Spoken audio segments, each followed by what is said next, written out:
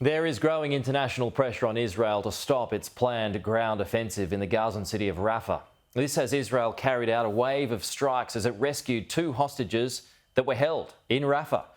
Joining us live now is IDF Lieutenant Colonel Peter Lerner. Peter, good to see you again. Thank you so much for your time this morning. So when are you going to launch this operation, this ground offensive in Rafah?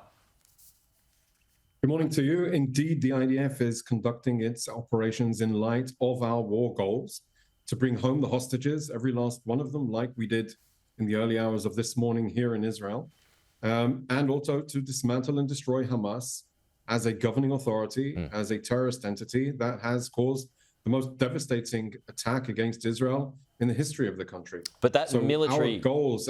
Sorry, Peter. Yeah, that military operation, I'm just wondering when that's going to be launched. Obviously, I can't delve into specifics of ground operations for operational security concerns. Sure. The reality on the ground is one that throughout this war, in the last 4 months, we have said that we will go wherever Hamas is hiding. We have made it clear that Hamas have not got immunity because they are operating from within the civilian arena. They have actually weaponized the civilian arena, so much so that they are putting the people of Gaza at risk.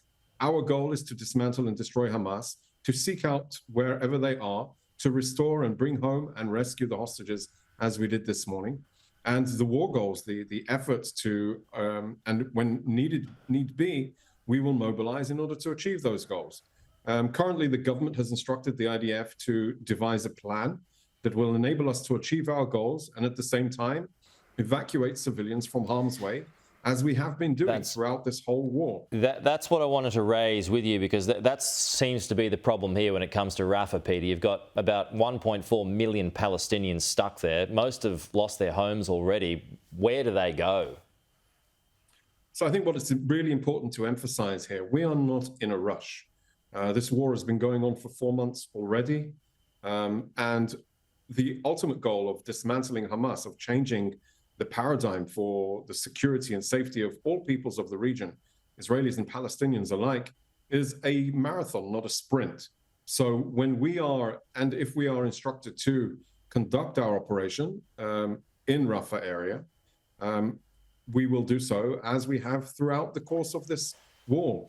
We've evacuated extensively in the north of the Gaza Strip, and our operations there are much more limited. Sure. So in effect, there could be an evacuation, a re-evacuation towards the north or the center of Gaza Strip. Well, I mean, the coastline. How do you re-evacuate to the north, though? Because there's not much there.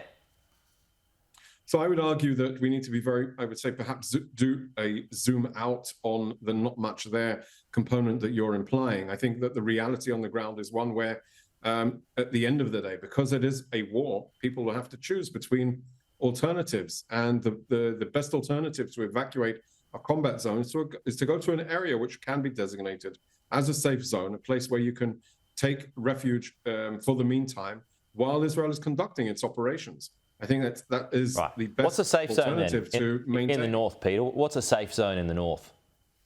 So I'm not saying that we have designated such. I was just talking hypothetically of the types of activities that we have conducted.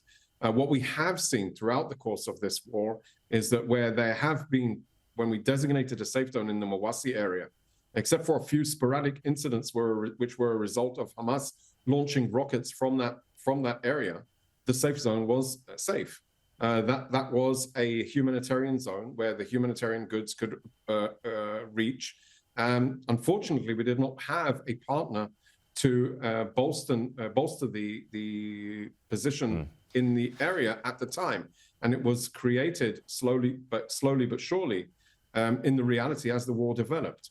The reality now means that Hamas cannot be given a free pass because they've taken refuge in Hamas amongst the people that are taking refuge there as well.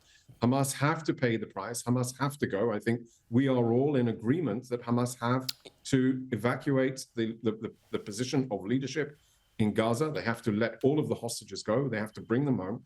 We are creating conditions to bring them home. You have been strident and consistent in that view. You've got this chorus of criticism, Peter, that's now building, though. You've got the UK, David Cameron, urging you to stop and think, the US, the EU, the Australian Prime Minister coming out yesterday having grave concerns about what's going in Rafah. Would you stop and think about it, or is it all systems go? You're pressing ahead. No, we are constantly listening to our allies, and the reality is when we are facing the concern or the deliberations whether we should raise a white flag to Hamas and give them a free pass or pursue them wherever they are hiding, I think the answer of any responsible government, and from the military's perspective, our responsibility towards the safety and security of the people of Israel is very clear. I wouldn't say all steams ahead, no, because we have, throughout the course of this war, proven time and time again that we are operating with time on our hand, in a, I would say, very calculated, slow advance, protecting our forces, but also keeping in mind the humanitarian mission as an operational enabler and the right thing to do. Okay. So the complexities of this war will continue to accompany us in the coming weeks. There is no quick fix to Hamas that have built their terrorist infrastructure over the last 16 years. Peter Lerner, thanks for your time this morning. We'll talk to you soon.